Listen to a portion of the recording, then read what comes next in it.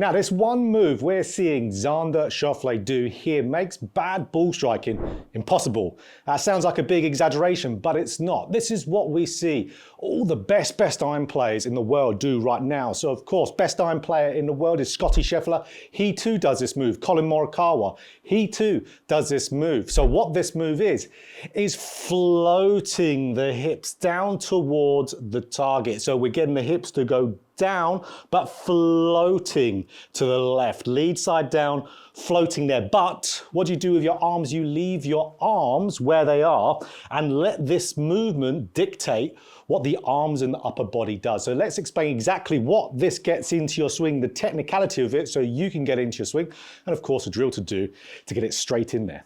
So the first thing that this move really gets into your golf swing, which makes it really awesome, and that is controlling your low point. Because if I'm starting my downswing and getting my left side of my pelvis to point down, but then start to float towards a target whilst I leave my arms up, that's getting me shifting enough in the downswing, getting my pressure left to where my low point moves after the golf ball. We need to get that weight moving left to hit ball and turf. So if you always struggle with bad striking, you're not getting that weight left enough. So again, we are drifting, floating that lower body. You're giving yourself time with your arms at the top, and we're floating down and hitting it, and it really makes it so you can hit these really pure iron shots every single time. So let me hit a couple here.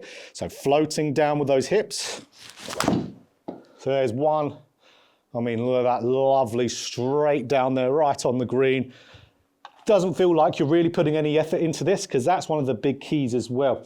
When we're doing this movement, really getting ourselves to float left with those hips, but keeping that left side down as we're floating and keeping those arms up, it really gives you a patient feel at the top of your swing. So here's another one, gives you just really good control of that low point. Lovely. And again, that's pretty much a carbon copy on there, just a slight draw on the green. Awesome. So secondly, it gives you great path control. So your club path or club plane coming down the downswing, which controls our shot curvature. So if I am getting that left side to float towards a target, so we're not talking about this, a hip bump. That's the left side of the pelvis going up, hip tilt leveling, upper body falling back. That's not this. This is left side going down and floating whilst the arms stay up. What that does for a club path sense, that starts the sequencing absolutely perfectly. We know we want the lower body to go first, and then everything else follow, ground up. So a lower body to go, shift and turn at the same time, which this does, which we're gonna get into with our drill. Upper body and arms will then be secondary. That then gets the club falling on path. Because if someone does the opposite, for example, like I'll show here, where their upper body goes first and then their lower body after, or even both at the same time, you'll see this big out to win path. And for there, my club face was just left of the path, as we could see there. So we can see -7, that is quite a bit to the left, and -16 for the face, so that is left. So that's where your path will get out, where if I leave those hands and arms up whilst I float that lower body with that hip tilt going down and left, that's going to start that sequencing. Start with the lower body first, and here we go. It's going to result in a much better club path straight away, as we're going to see. So lovely feeling strike again. 1 degree to the right, and we've got almost a 1 degree left face. So pretty good. That's just drawing straight back to target. Lets that club fall on path, because we're starting with that lower body first. So number 3 of why this is such an amazing move, because it starts the rotational sequencing of the body. So we've already got our low point control, which we need ball and turf contact to be able to control our yardages on the golf course. Secondly, our path control, so getting that good reliable path, so it's controlling our curvature, brings the shot dispersion in, makes our shot dispersion really nice and predictable in our path. So the next element is club face control, and then we're playing really good golf. And club face control, a lot of it of how it's moving in the downswing is controlled by your rotational sequencing, your spiraling movement. So when we get that movement of the left hip going in that floating manner, left side staying down, as we're floating to the left, it's not just a lateral movement. Now it is, of course. We got a lot of lateral in there with that lower body. Not too much like a hip bump, but the right amount. But when we're keeping the left side of the pelvis down, so keeping our tilt, look what happens straight away. See it how, if you watch my left hip here, so you can't really see any of the back where kind of like a left back pocket would be. Now, I'm not trying to rotate, but I'm having that movement of getting that left hip kind of floating, but staying down with the left hip whilst the arms stay there. Now you can see some of my left hip here. So this starts the rotation of the lower body first. So when we get that lower body rotating first, and because we're getting that left side to go down as we're doing so, the upper body will start to follow in the good sequencing, and that gives you really good control of that club face, because then if we're turning through the golf ball, which this will really promote, club face stays super stable, where if for a guy, let's say that hip bumps, upper body falls back as a result, lose your tilt, and then all you can do is fire the hands, which is a lot of club face closure. So this is really going to help you with that club face control. So, okay, that's why we want to do it, how it helps you. Now let's get to a drill, not just one drill, 2 drills to be able to do this. So it gives you that good rotational sequencing for good club face control. So guys, like I said, 2 drills to do this, and one that I talk about a lot on my channel is our first drill, because it really gets you visualizing whilst you're doing the movement, so it gives you visual feedback. So like we said, we want to leave the hands and arms up as we just get that left side floating but staying down. So like with the exaggerated kind of real big version, we see Xander Schauffele really do it. So that's where Xander isn't quite a bump. He keeps his tilt at the same time, which is so important to get the rotational aspect of it with that sequencing. So where we've got this stick, we can see all this stick on the left side, tiniest bit on the right. So what we want to do, as we're at the top, we want to get this stick going down and turning. That's our movement, down and turning. Feel like your arms are staying at the top as you do so, because if the arms go at the same time, you're going to get out of sequence. You're most likely going to swing it a little bit out to win. So if you are worried about the arms, I've got you. All you need to do, go to a wall, get out to the top of the backswing, put your hands on the wall just like so, and get the stick going down and around that same floating movement. So stick pointed down but turning, floating towards the target.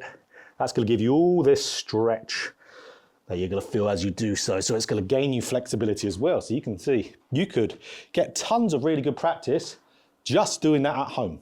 So you could do this primarily at home and get this in there. So once you've got that feel, stick going down, around, floating towards the target as we leave the arms up. It's a lovely patient feel. It's great for the golf course, makes bad ball striking really tough.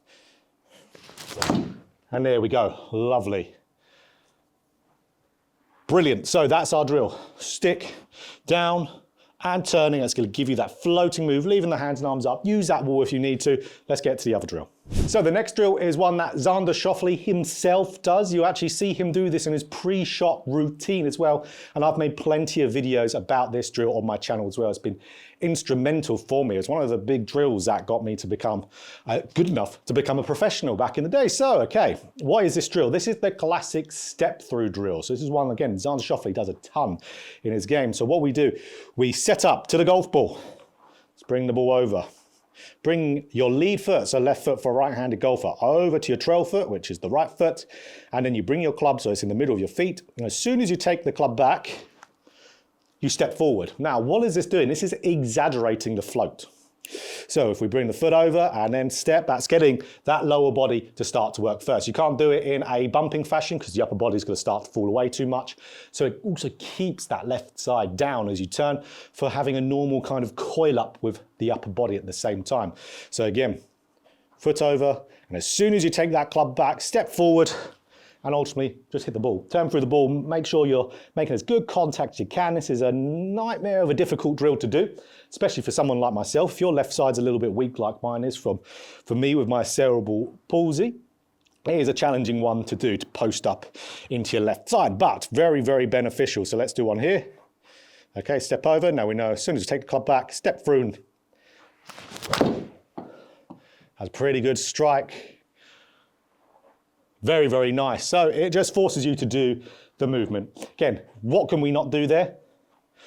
We can't start with the upper body. We can't start with the arms. We're forced to shift. So it gets our low point in a really good spot. It starts that lower body first. helps you for the rotational sequencing and the club path as well. So it nails all of those things. So if we do one more here, step over and then step and swing. Oh, that was a good strike. I feel like I might have missed it a little bit. No, that's the thing you're going to notice as well. Distance is going to be quite good when you really get there. So I missed the green because I went long of it.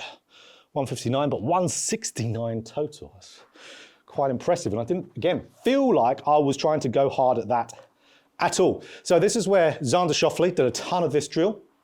There are videos online of him talking about that. I won't be able to add that into the video because of course it will get copyright stricken by PGA Tour, because I believe it was a PGA Tour video. So absolutely have a YouTube of Xander Schauffele step through drill if you want to see him do it.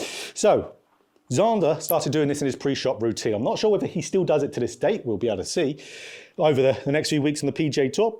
But Xander will have this little step through as he's in his pre-shot routine. He might just lift his left foot up just to plant it back down again and swing through.